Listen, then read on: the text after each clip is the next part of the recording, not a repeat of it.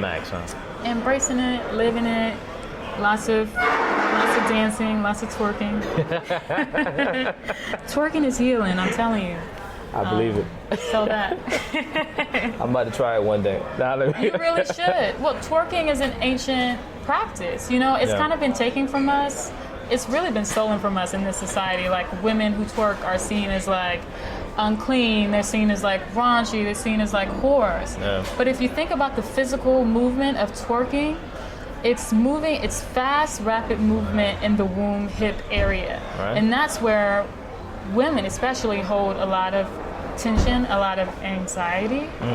And so when you think about indigenous ancient African dances they do in Africa now, cultural dance, it involves a lot of shaking of the body. It does. And that's what twerking is. Yeah, definitely. Twerking is shaking. Yeah. And when you shake, you release tension, you release stored trauma and shit in the body. Exactly. So don't let them confuse you that it's something that it's not. Right. You know, it ain't gotta be over sexualized just because you see it in like rap videos and all that. It could really just be like this trance like beautiful shaking thing you do in your room, you do with your friends. Yeah.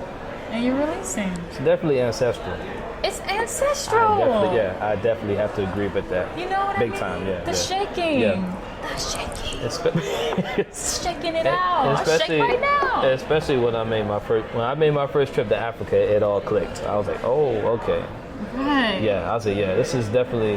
And I came back, I had a whole different view on just black culture in general in America. I was like, yeah, I became a little bit less judgmental towards a lot of things that normally we'd be like, oh, well, stop doing that. That's so unladylike, or be more of a man about yours. Quit doing all, you know. But it's a lot of characteristics that you see in Africa that are actually, you think about it, just been passed on to, you know. We had to find ways to do them when we were enslaved. Yeah. We had to find ways to stay connected to the culture. And so naturally it just kind of became, it had to morph into something else. But the root and the spiritual meaning of it is still the same. Right. Real talk, man. Golly. Why do we feel that way about like twerking? And really it's like, who twerks? Black fucking women. Yeah, exactly. Why? So how did we get to this point where we have these beliefs about it being raunchy and hoish? I think Where does that come from? Well, I definitely have my view on that. And again, it's just from traveling a lot out of the country. Yeah. I do believe that a lot of it comes from, one, it was frowned upon by, I believe, European culture, because I studied a lot of their dance movements, and there's no shaking of the hips. Everything is 1, 2, 1, 2, Stick 1 and 2 and 3 and 4 and dun dun dun dun dun dun dun dun dun dun dun. You know, flutes and all this stuff like that. You know. Oh, I got a flute, by the way. You got a flute? You didn't even ask me to play my flute. Oh snap! I might have to hear it after the interview. Then. But yeah, and of course, you know, combine that with because I had an interview with someone last week about the African slave trade and everything like that. Because he was from Senegal, where a lot of it went down there. And I just feel like at first the judgmental part, the negative judgment came from that first, and eventually was passed down to, you know, our ancestors who were once slaves and everything like that. And then remember, like, you know, we speak about like the civil rights movement and everything. That's not too far down. You know? Nah, dude. And we talking about like... My nana remembers Martin Luther King. You see what I'm saying? Yeah, this is like very recent. Yeah. But so there was also a lot of negative labels placed on black people prior to now, right? Because they don't want us to like... Yeah. They don't want... Nah, but like really it's like if we get them to love, to not love, and to reject who they are and their culture, a person without culture... person without like those values and those ancestral practices, it's much easier to manipulate. You know, if you can get someone to not love themselves and who we just kind of, I didn't ask to be born, you know, a black woman. Right.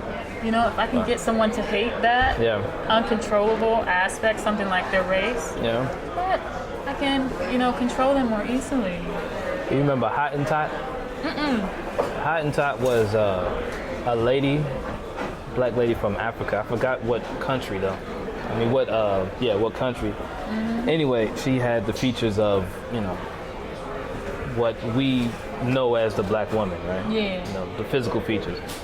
She was captured by Europeans, shipped out to Europe, placed in a cage, and basically was put on display for everyone to watch her. It was like a circus show to everyone. What was it? Like she was at, huh? What was it? This was like maybe in the late 1800s, I want to say. Right. Just recently though. That is. Her remains were sent back to her country because she stayed in this museum for a very long time. For her whole life? Pretty much, yeah. Wow. And they looked at her like she was some kind of interesting animal or something, Now, not everyone was like, wow, that's so cool. A lot of people in Europe didn't like that. They was like, why are you doing this to this woman? And, Europe, the climate was different, so there's plenty of times where she was sick. And, it was a lot of, sexual abuse and everything that was occurred. But, yeah, that story just kind of it reminds me or lets me know why a lot of things that we do are frowned upon, why they're so shunned. Because, again, we'll look at this lady, like, look at her bottom. She's all this. They look at it like it's a sexual thing. It's objectified. Yeah, exactly. And that's what's been kind of passed on, not just to Americans, but also our ancestors in a sense. People who were just free from slavery, what I'm saying? Or even free from the, when the civil rights movement occurred and everything. So all these things, but anyway, to go ahead and end up, do you have any final thoughts or final things you want to say before we close out? I would say that the book Hunt, Yeah. being one of them, I think is a really empowering book for women to read. Also, Danielle Shook, who is the founder of Sacred Twerk.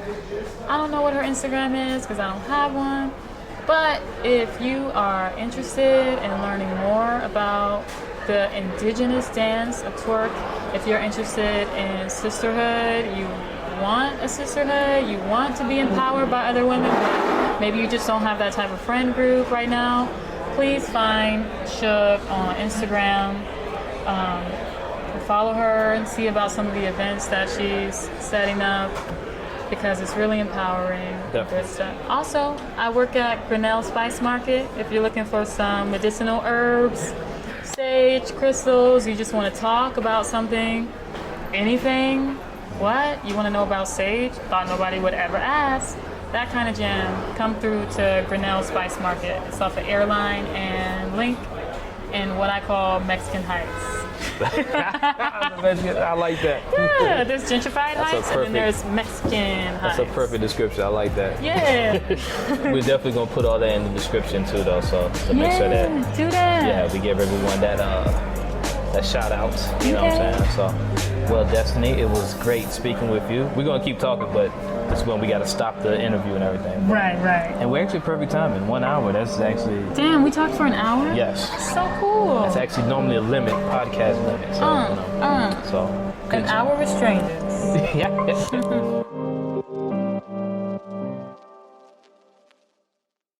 This episode of the Everyday Stranger podcast was brought to you by the Houston Museum of African American Culture, a museum in a building and in the community.